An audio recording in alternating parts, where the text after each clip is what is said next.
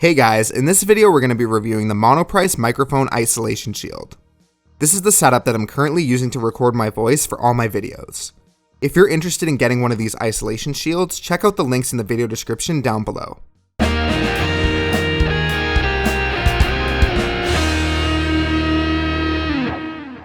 I picked up one of these isolation shields so that I have a quick and easy way to record voiceover for my videos without needing to set up any equipment every time, so this is able to be left on my desk all the time. The goal is to reduce reflections getting at the microphone, but let's see how it actually does. Let's test out this isolation shield in a few different ways. I'll start with the room quiet and compare the isolation shield to the microphone on a stand to see if there's any noticeable difference in reflections from in the room. This is a test of the Monoprice microphone isolation shield without background noise in the room. I'll count to 10 so we can hear what the reflections sound like. 1, 2, 3, 4, 5, 6, 7, 8, 9, 10. This is a recording of the microphone without the isolation shield and no background noise in the room. 1, 2, 3, 4, 5, 6, 7, 8, 9, 10. Just from this test, I can't notice too much of a difference. There is a little bit of resonance being picked up from my drum kit in the background on both tracks, but this won't really help with that anyways. I think any slight differences we're hearing here is due to the microphone position being different between the stand and the isolation shield. Next, I want to test the isolation shield in a noisier environment. I'll leave a fan on nearby in the background as a source of noise. Now obviously this isn't an ideal situation, and the best thing to do when recording is to remove as much noise as possible, but this will work as a good test.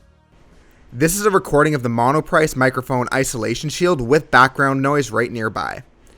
1, 2, 3, 4, 5, 6, 7, 8, 9, 10. This is a recording of the microphone with background noise nearby and no isolation shield. 1, 2, 3, 4, 5, 6, 7, 8, 9, 10.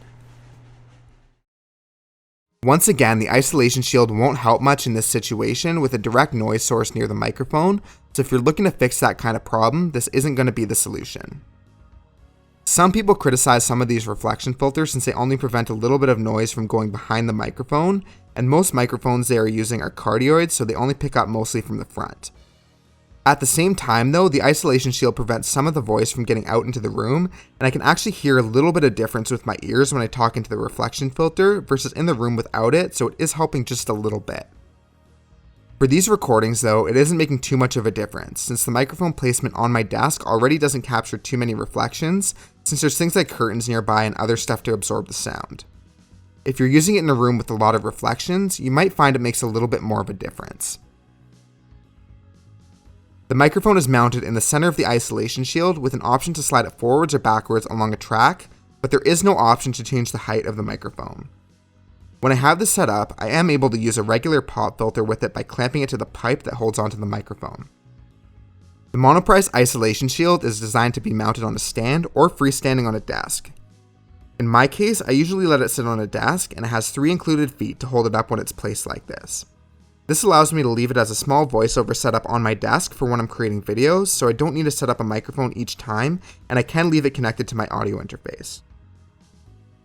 The Monoprice isolation shield may also be mounted on a stand if you prefer to use it away from a desk and standing up. If you do this though, keep in mind that it's fairly heavy, and if you try to mount it on a regular microphone stand, it might put it off balance to sit on an angle or just completely fall over. A more stable solution would be something like a PA speaker stand since they are wider and can support more weight, but I don't have one available, so I leave it set up on my desk. My one problem with this isolation shield is the rubber covers for the stand mount are not attached very well and are only held on with a little bit of glue. When you go to tighten it down enough to hold the weight of the shield on the stand, they can end up falling off. The shield can still be used without them, but it may end up scratching your stands because it's metal on metal and there's no protection anymore. As for the dimensions of the isolation shield, it's about 19 inches wide at the widest point, 12 inches deep, and 15 inches tall when sitting up on a desk. It does take up a reasonable amount of space, but it can be folded up for storage. Thanks for checking out this video on the Monoprice microphone isolation shield. If you want to get one of these for yourself, check out the links in the video description down below. While you're at it, you can also like the video, subscribe to the channel, and press the bell icon to get notifications whenever a new video is released.